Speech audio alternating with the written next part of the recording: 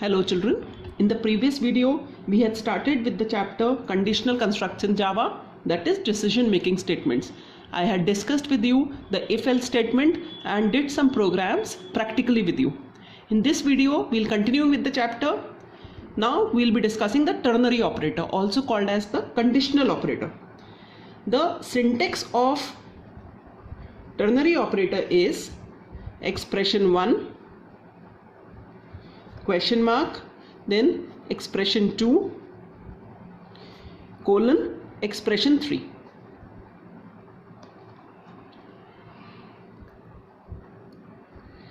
This operator is called as ternary because it has 3 operands.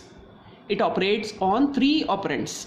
So expression 1 is the first operand, expression 2 is the second operand, and expression 3 is the third operand. For example, if I ask you to use the if-else statement to, if A is greater than B, then I want to initialize max with the value A. Otherwise, I want to initialize the variable max with the value B. That means max is going to store the maximum of these two numbers. The same if-else statement can be rewritten using the ternary operator like this. Max equals to A greater than B. Question mark A colon B. What does this mean? This is the expression, or you can say this is the condition which is to be checked. If this condition is true, the statement immediately following the question mark operator will be executed. But if this condition is false, the statement immediately after the colon will be executed. In this case, if this condition is true, then A will be initialized to the variable max, which is on the left hand side.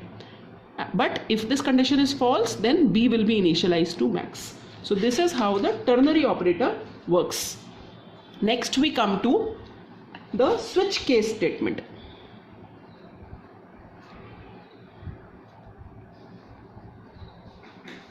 In if-else, we used to compare using all relational operators like greater than, less than, greater than, equal to, not equal to.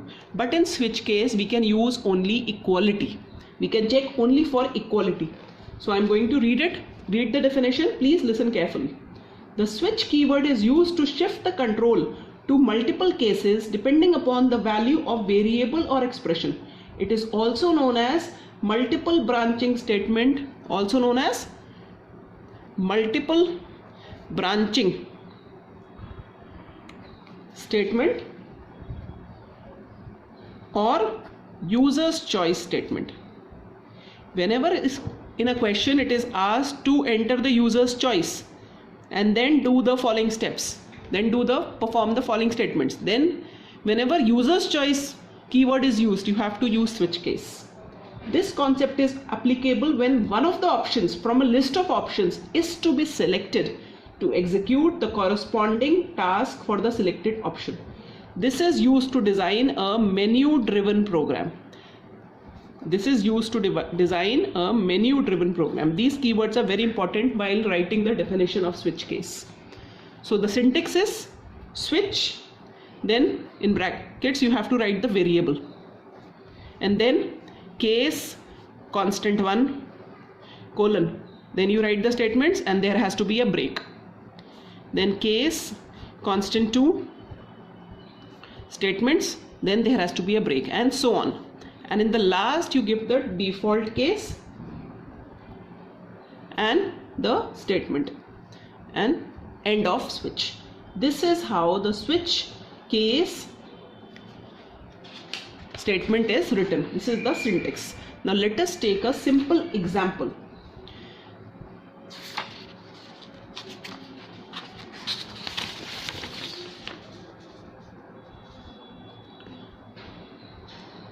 Question: write a program to enter 2 integers and user's choice of operator. Operator can be plus, minus, multiplication or division. according to the user's choice,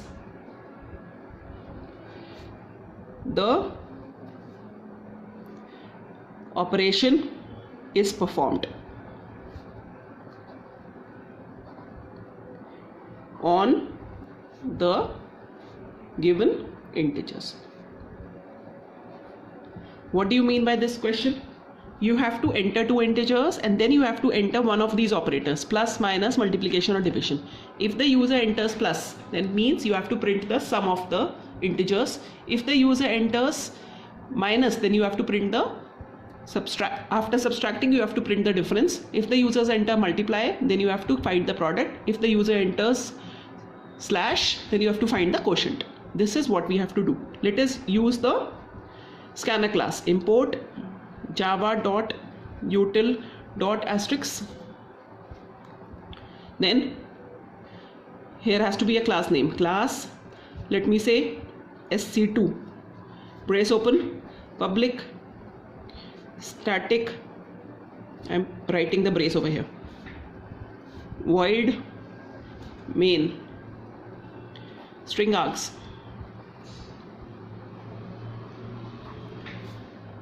Then scanner class object, scanner sc equals to new scanner system.in. Two integers have to be entered. Let me take as x and y. Now the sum has to be calculated, so I am taking sum, then difference, then product and quotient QUO. Then system dot out dot println,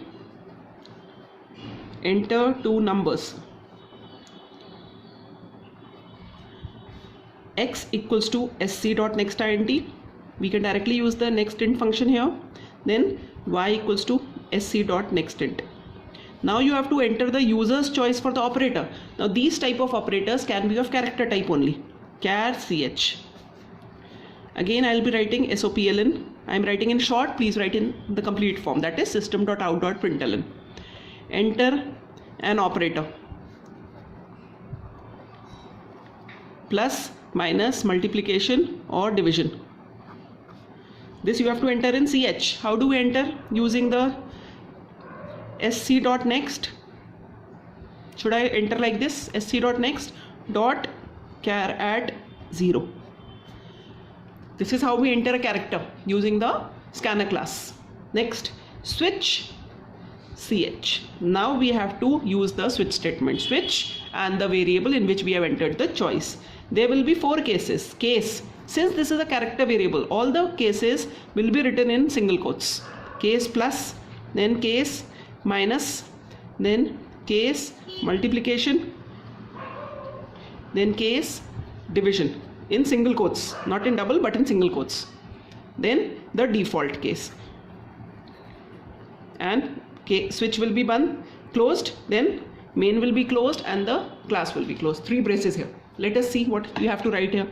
We have to write here sum equals to x plus y sopln sum, and then break. Break is very necessary. If I do not write the break statement, automatically the next case will also be executed. Here it will be difference equals to x minus y and sopln difference and break. Here has to be a colon. Here it will be product equals to x into y and system.out.println. You can write the message also, product equals to prod. You can write it that way also, and break. And in the fourth one is quotient. Quotient equals to x upon y. sopln quotient and break. And in the default I am writing sopln wrong choice, wrong operator or wrong choice, anything. Wrong operator enter. No need to write break in the default because it is the last one.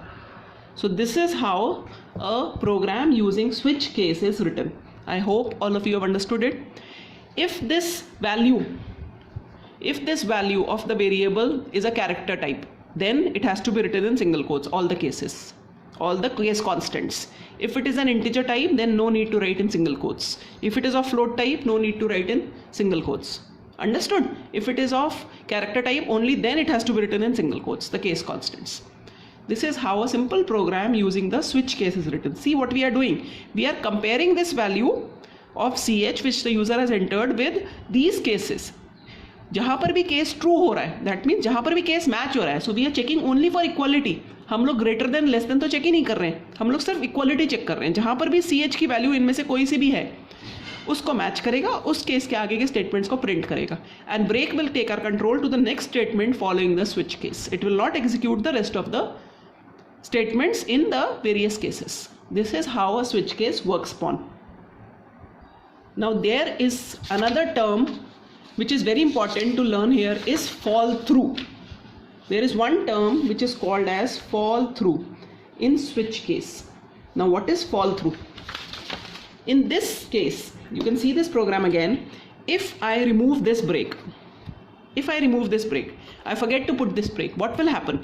If I enter plus in ch, it will match this and it will print the value of sum here, and it will automatically go to the next case. It will also print the value of difference.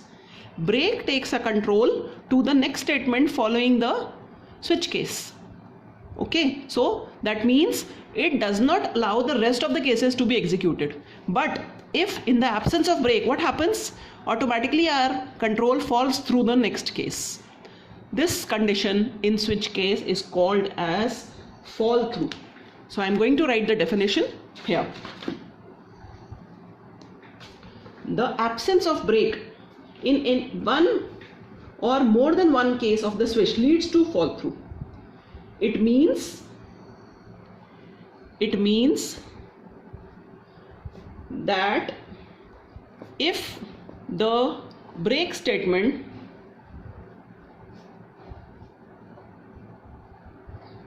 is not present with the case,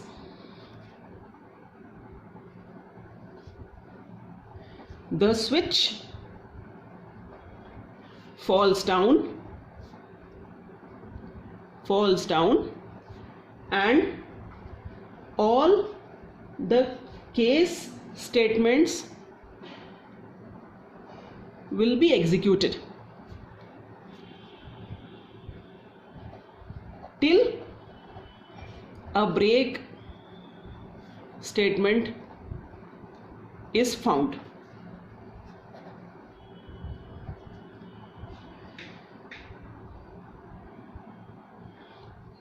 This is the definition of fall through.